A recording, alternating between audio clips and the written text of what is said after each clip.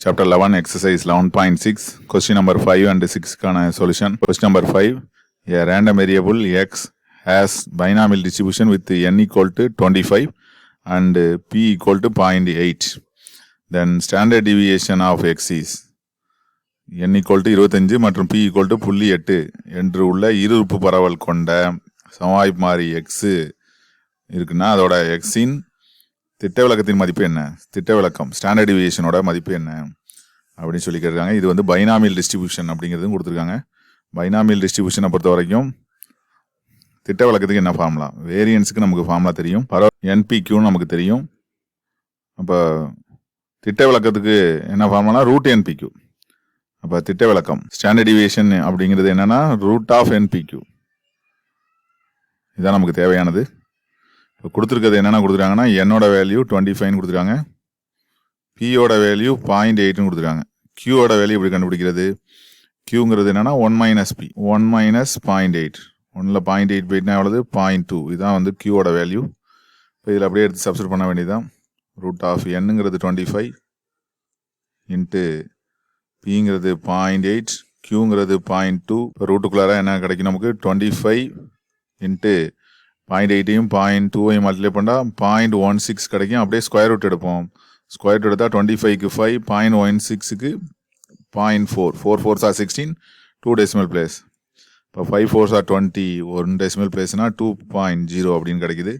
இதுதான் நமக்கு தேவையான திட்ட விலக்கம். ஸ்டாண்டர்ட் டிவியேஷனுங்கிறது 2ங்கிறது நமக்கு கிடைச்சிருது. அப்போ கொஸ்டின் நம்பர் 5க்கான ஆன்சர் வந்து 4th ஆப்ஷனில் இருக்கக்கூடிய 2 அப்படிங்கிறது நமக்கு மிகவும் எளிதாக கிடைச்சிருது. என்பி வேல்யூ கொடுத்துட்டாங்க. இதுலேருந்து ஸ்டாண்டர்ட் டிவியேஷன் திட்ட விலக்கத்தின் மதிப்பு கண்டுபிடிச்சிருக்கோம். மிகவும் எளிதான ஒரு ஃபார்முலாக்களை பயன்படுத்தி இது இருஉறுப்பு பரவல் கொடுத்தனால மிகவும் எளிதாக நமக்கு கிடைத்து விடுகிறது.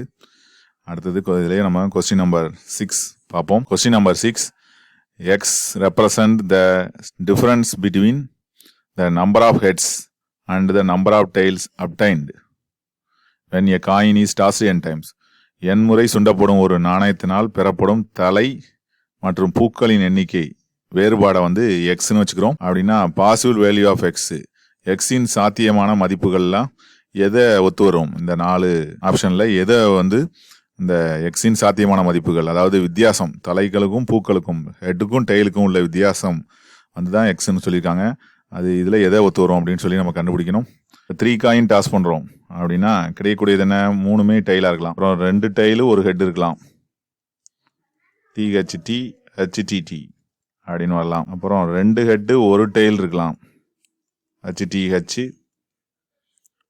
டிஹெச்ஹெச், அப்புறம் 3மே ஹெட்டாக இருக்கலாம். இப்போ இதில் ஹெட்டு டெய்லுக்குள்ள இப்போ ஹியர் n = 3. இதில் நம்ம ஒரு ஐடியா பார்த்தோம்னா டெய்ல் எத்தனை இருக்கோ, டெய்ல் எத்தனை இருக்குது, 3 இருக்குது. ஃபஸ்ட்டு டெய்ல் எழுதிக்கும், ஹெட்டை வந்து அடுத்து எழுதும். ஹெட் எத்தனை இருக்குது, இல்லை 0. டெய்ல் 3 இருந்தால் ஹெட்டு 0, டெய்ல் 2 இருந்தால் ஹெட்டு வந்து 1, டெய்ல் 1 இருந்தால் ஹெட்டு 2, மொத்தத்தில் 3, n = 3 வரணும். அதே போல் இங்கே பார்த்தோம்னா டெய்லே இல்லை, அப்போ ஹெட்டு 3 இருக்குது, மொத்தத்தில் 2ஐயும் ஆட் பண்ணால் 3 வருது. இப்போ n = 3ன்னு எடுத்தப்போ நமக்கு அந்த எண்ணிக்கை வந்து பார்த்தோம்னா ஆட் பண்ணோம்னா n வர மாதிரி நம்ம கொண்டு வந்துருக்கோம், n = 3 வர மாதிரி நம்ம இங்கே சொல்லியிருக்கோம். இதே போல் காயின் வந்து n டைம்ஸ் டாஸ் பண்ணப்படுது. அப்போ டெய்ல் ஹெட்டோட வித்தியாசம் என்னவாக இருக்கும், ஹெட் இங்கே எழுதிக்கும், டெய்ல் n டைம் டாஸ் பண்ணும்போது ஹெட்டு டெய்லோட எண்ணிக்கை, ஹெட்டு வந்து n டைம் இருந்துச்சுன்னா டெய்ல் வந்து 0, பார்த்தா தெரியுது. ஹெட்டு n டைம் இருந்தால் டெய்ல் 0, ஹெட்டு n-1 டைம் இருந்துச்சுன்னா head n-1 time 3 time 3-1 2 times இருந்துச்சுன்னா டெய்ல் வந்து ஒரு தடவை. இது n-2 டைம்ஸ் இருந்துச்சுன்னா இது 2 டைம்ஸ் ஆட் பண்ணால் n வரணும். n-3 டைம்ஸ்னா இது 3 டைம்ஸ், இதே போயிட்டே இருக்குது. இப்போ லாஸ்ட்டாக பார்த்தோம்னா ஹெட்டு வந்து 1 டைம் இருக்குன்னா டெய்ல் வந்து n-1 டைம் இருக்குன்னு அர்த்தம். ஹெட்டு வந்து 0 டைம் இருக்குன்னா டெய்ல் வந்து n டைம் இருக்குன்னு அர்த்தம். மொத்தத்தில் n டைம். இதுதான் நம்ம ஃபர்ஸ்ட்லேருந்து லாஸ்ட்லேருந்து ஃபர்ஸ்ட் கூட நம்ம எடுத்துக்கலாம். இது ஹெட்டு டெய்லோட எண்ணிக்கை, இவற்றோட வித்தியாசம் தான் நமக்கு கொடுத்துருக்காங்க, வித்தியாசம். இப்போ இதுலேருந்து இதை மைனஸ் பண்ணுவோம். இப்போ எக்ஸோட வேல்யூ இதுதான், எக்ஸ் = என்ன, இதோட டிஃப்ரெண்ட். இதுலேருந்து இதை மைனஸ் பண்ணுவோம், -n. இதுலேருந்து இதை மைனஸ் பண்ணோம்னா என்ன கிடைக்கும், 1 - n மைனஸும் ப்ளஸ் ஆகிடும். அப்போ 2 தான் முன்னாடி வரும். அப்போ 2 - n. இதுலேருந்து மைனஸ் பண்ணோம்னா 4 - n வரும். இதுலேருந்து மைனஸ் பண்ணோம்னா 6 - n வரும். இதுலேருந்து இதை மைனஸ் பண்ணோம்னா என் -2 வரும். இதுலேருந்து மைனஸ் பண்ணோம்னா என் வந்துடும். இப்போ இதுதான் அந்த எக்ஸோட வேல்யூஸ். இந்த ஜென்ரல் ஃபார்மேட்டை நம்ம கொண்டு வந்துட்டோம். இது எதோட ஒத்து வருது அப்படின்னு பார்க்குறோம். இதை வந்து எதோட ஒத்து வருதுன்னா இந்த ஆப்ஷன் நம்பர் 2ஓட ஒத்து வருது. 2ஓட ஒத்து வருது. ஐக்கு 0 போட்டோம்னா இந்த டேம் வந்துடும். ஐக்கு 1 போட்டோம்னா இந்த டேம் வந்துடும். ஐக்கு 2 போட்டோம்னா இந்த டேம் வந்துடுது. இப்போ this is I = 0, this is I = 1, this is I = 2, this is I = 3. லாஸ்ட்டாக இது வந்து I = n. ஐக்கு n போட்டால் என்ன ஆகிடும்? 2n - n. n வந்துடுதா? இப்போ கரெக்டாக வருது. அப்போ எக்ஸோட வேல்யூ என்னென்னா 2i - n for I = 0, 1, 2, 3 and etcetera up to n வரைக்கும். இதுதான் நமக்கு தேவையானது. அப்போ இது ஆப்ஷன் நம்பர் எதில் இருக்குது? 2ல் இருக்குது. மற்றது எதுவும் அது மாதிரி ஒத்து வரல. இது ஹெட்டு டெய்லோட வித்தியாசம் அப்படிங்கிறத நம்ம மெயினாக எடுத்துக்கணும். ஹெட்டு n டைம் இருந்தால் டெய்ல் வந்து சுத்தமாக வராது. அதாவது n number of times tossed. எத்தனை தடவை டாஸ் பண்ணால் 3 தடவை. ஃபார் எக்ஸாம்பிள் 3 தடவை டாஸ் பண்ணால் ஹெட்டு 3 வருதுன்னா டெய்ல் எத்தனை வரும்? 0 வரும். ஹெட்டு 2 வந்துச்சுன்னா டெய்ல் 1 வரும்.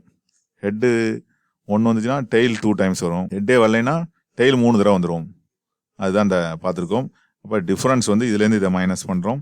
அப்போ அதுக்கு தேவையான அளவுக்கு நமக்கு அது இதுலேருந்து அதை மைனஸ் பண்ணாலும் நமக்கு வித்தியாசம் தானே கொடுத்துருக்காங்க. அப்போ டிஃப்ரென்ஸ் அப்படிங்கிறதுனால நம்ம இந்த மாதிரி பாசிட்டிவ் நெகட்டிவில் வர மாதிரி இருந்தாலும் பாசிட்டிவும் வருது. அதை நம்ம தெரிஞ்சுக்கிறோம். இது கொஸ்டின் நம்பர் 6. கொஞ்சம் கவனமாக இதை நம்ம வந்து அண்டர்ஸ்டாண்ட் பண்ணிக்கணும். இந்த வீடியோவில் இதுக்கு முன்னாடி பார்த்தோம். இது ரொம்ப சிம்பிளான ஒன்று. ஸ்டாண்டர்ட் டிவியேஷன் கேட்டிருந்தாங்க. NP வேல்யூ கொடுத்தாங்க. இது ஒரு ஈருறுப்பு பரவல் பைனாமியல் டிஸ்ட்ரிபியூஷன் கொடுத்தாங்க. அதில் இருந்து கண்டுபிடிச்சிட்டோம். உங்களுக்கு 2 சம்மே புரியும் நினைக்கிறேன். தேங்க்ஸ் ஃபார் வாட்சிங்.